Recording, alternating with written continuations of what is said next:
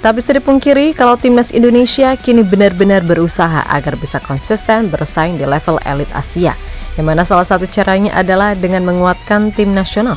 Jelas nggak cuma timnas senior, melainkan timnas kelompok umur yang juga mesti diperbanyak poolnya. Karena terbukti kalau cuma mengandalkan pemain didikan dalam negeri, sorry to say, untuk saat ini benar-benar masih kurang. Dan itu terbukti di gelaran Piala Asia U20 kali ini. Yap, kekalahan 3-1 atas Uzbekistan pada akhirnya membuat timnas Indonesia dipastikan gugur. Nah, yang bikin miris, dari 2 laga yang dilakoni, gawang tim Garuda jebol 6 kali. Yang mana, sebagian besar golnya prosesnya mirip-mirip. Ditambah pola permainan timnas asuhan Indra Syafri yang udah TC 1 purnama, tapi mainnya masih gitu-gitu aja. Membuat media-media khususnya di kawasan Asia cukup menyoroti hal tersebut. Jelas bila PSSI ingin timnas Indonesia naik level, maka mau tak mau, setelah nama Dion Marks dan tim Gepens, harus segera untuk melakukan naturalisasi, yang mana target setelah ini adalah lolos ke Piala Asia U23. Dan diketahui udah ada 12 pemain muda lagi yang kabarnya berminat untuk jadi WNI.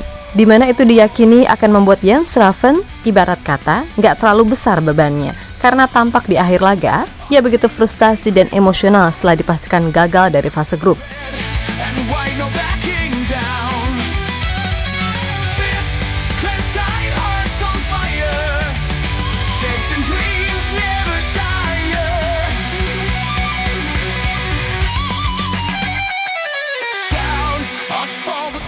Semua tahu kalau Indonesia kini berusaha untuk menapaki level yang lebih tinggi. Dan selain timnas senior, timnas kelompok umur pun juga sejatinya wajib diperhatikan. Karena suka tak suka, talenta yang ada sekarang levelnya beneran masih kurang untuk bersaing di level top Asia. Yang mana itu tergambar jelas dari apa yang terjadi dengan timnas U20 asuhan Indra Syafri.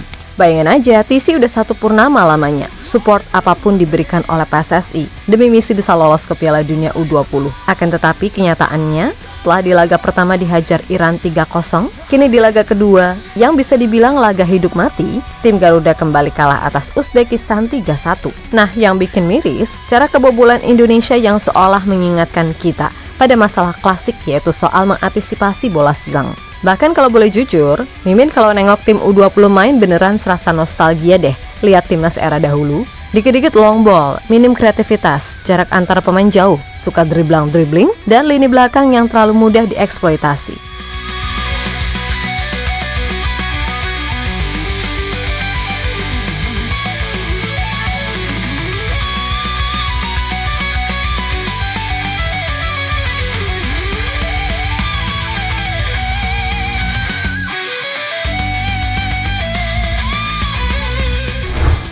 Lebih lanjut, Mimin sendiri juga asli kasihan pol sama yang namanya Jens Schraven.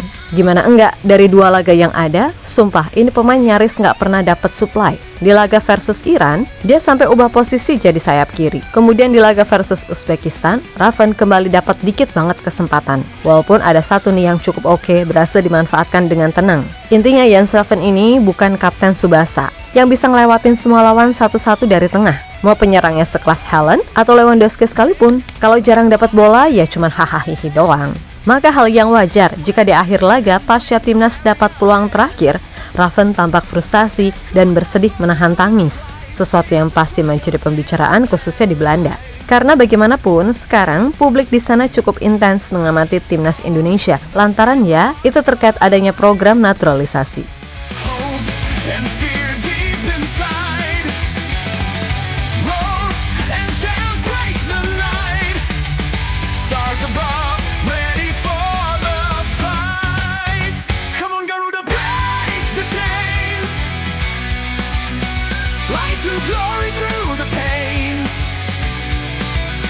Rise above to skies unknown.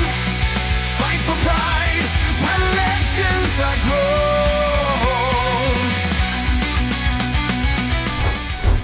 Sementara itu, kegagalan ini sendiri juga pada akhirnya mendapatkan beberapa sorotan dari media-media khususnya di kawasan Asia. Seperti media Vietnam, Soha.vn, yang menuliskan laporan jika timnas U20 Indonesia sangat layak untuk dibilang gagal total. Karena biar gimana pun tim ini dipersiapkan udah sangat lama, tapi gagal memenuhi harapan. Terlebih, media Soha juga menyoroti gaya dan taktik dari Indra Syafri yang dianggap gak jelas. Bahkan media tersebut dengan tegas mengatakan kalau PSSI wajib untuk memecat Coach Indra atas ketidakmampuannya untuk mengoptimalkan pemain yang ada. Timnas U20 Indonesia tumbang, resmi tersingkir lebih awal. Sangat mengecewakan. Berambisi mencapai semifinal Piala Asia U20 2025 untuk meraih tiket ke Piala Dunia U20, Timnas U20 Indonesia malah tersingkir lebih awal setelah 2 kekalahan yang dialami. Dengan demikian, dari ambisi mencapai semifinal turnamen Asia hingga meraih tiket ke Piala Dunia U20, hal ini tidak mengherankan mengingat penampilan pemain muda Indonesia yang kurang meyakinkan pada turnamen tahun ini. Kemungkinan besar setelah turnamen ini, pelatih Indra Syafri juga harus meninggalkan tim atau dipecat oleh PSSI. Tulis media tersebut. Yap, selain Soha, ada pun media-media lainnya yang juga menyoroti kiprah dari Timnas U20, terutama soal gagal belajar dari kesalahan, di mana bek-bek Timnas Indonesia terlalu mudah di spam crossing. Lalu barisan tengah dan sayap yang sering salah passing atau terlambat mengambil keputusan. Dan tentu dari semua itu, jelas yang paling disorot adalah Coach Indra, yang di bio Instagramnya, walah, dicantumin semua gelar level ASEAN kelompok umur yang udah dimenangkan. Ya sebenarnya nggak masalah juga sih, tapi lucu aja. Coba deh lihat IG Lionel Scaloni. Ada nggak di bionya tercantum juara Piala Dunia 2022? Kan gitu. Storm, the field hearts collide. Hope and fear deep inside. Rose and shadows break the night. Stars above, ready for the...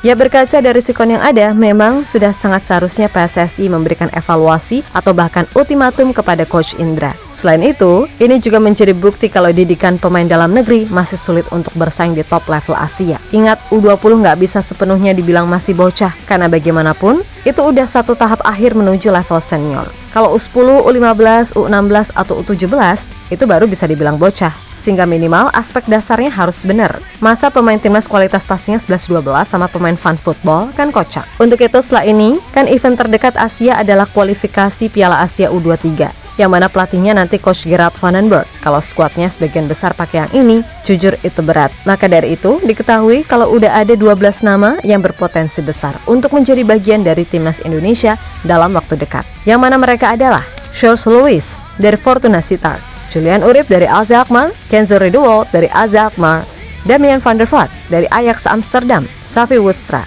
dari SC Heerenveen, Aysel De Schepper dari AZ Alkmaar, Noah de Guzman dari PSV Eindhoven, Sam Ivel dari NAC Breda, Kaya Simons dari De Graafschap, Damian Augustin dari Derby County, Quinay Suwarto dari Feyenoord Rotterdam, dan Mike Klein dari Sparta Rotterdam. Yap, nama-nama tadi kemungkinan akan menyusul nama-nama seperti Tim Geppens, Dion Marks, hingga Mauro Zelstra. Dan jangan lupakan juga masih ada sosok Adrian Wibowo, Daniel Klein, dan Delano van der Heyden yang juga menyatakan siap membela Indonesia. Intinya semakin banyak semakin bagus, karena pada akhirnya ini untuk menciptakan kolam pemain yang luas bagi keberlangsungan timnas Indonesia. Tapi kembali lagi, liga dan pembinaan juga harus diperhatikan biar ya gak ada yang namanya kejomplangan yang nyata seperti yang sekarang ada. Dan Pak Erik pasti tahu kok apa yang harus dilakukan, kan gitu. When legends are grown.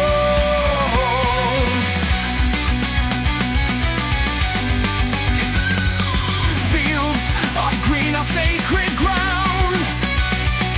Red and white, no backing down. Fists clenched tight, hearts on fire. Chasing dreams never tire.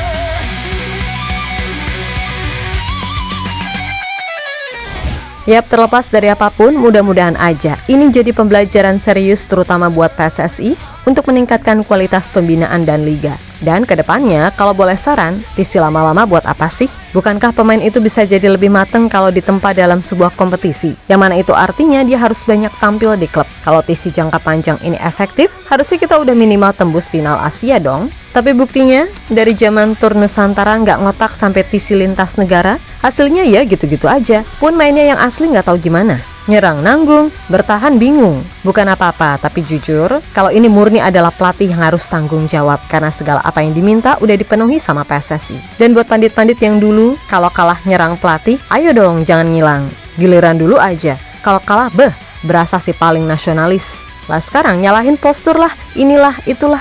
Woi malu. Sekarang pecinta sepak bola itu kritis-kritis, walaupun ada juga sih yang FOMO doang. Jadi please bersikap sebijak mungkin tanpa embel-embel kepentingan apapun. Karena pada akhirnya, timnas Indonesia ini milik kita semua. Kalau timnasnya jago, yang bangga kita juga, kan gitu. So sekali lagi buat semua elemen timnas, tetap semangat dan sukses selalu. Oke, kita Garuda.